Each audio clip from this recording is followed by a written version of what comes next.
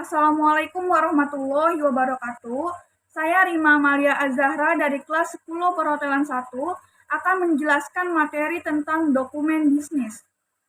Pengertian dokumen bisnis.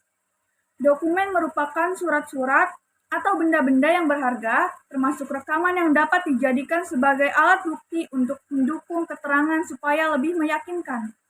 Sedangkan bisnis adalah suatu kegiatan yang dilakukan oleh seseorang atau sekelompok orang yang sibuk melakukan pekerjaannya yang berada di bidang kegiatan dagang, industri, atau keuangan yang dihubungkan dengan produksi atau pertukaran barang atau jasa yang bertujuan untuk menghasilkan keuntungan.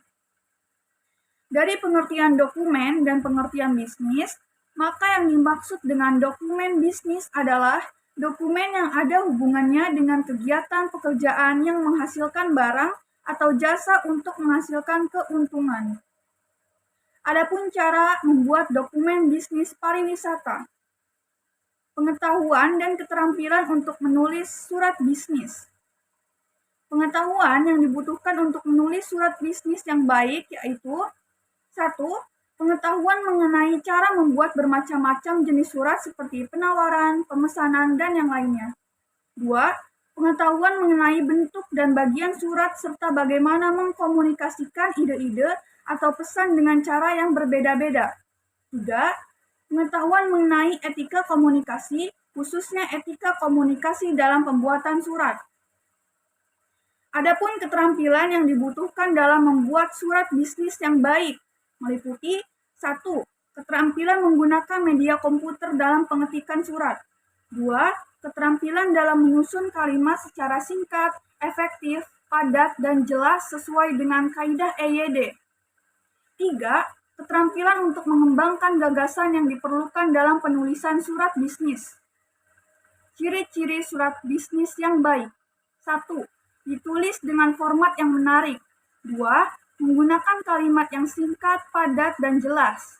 3. Ditulis menggunakan kaidah bahasa Indonesia yang baik.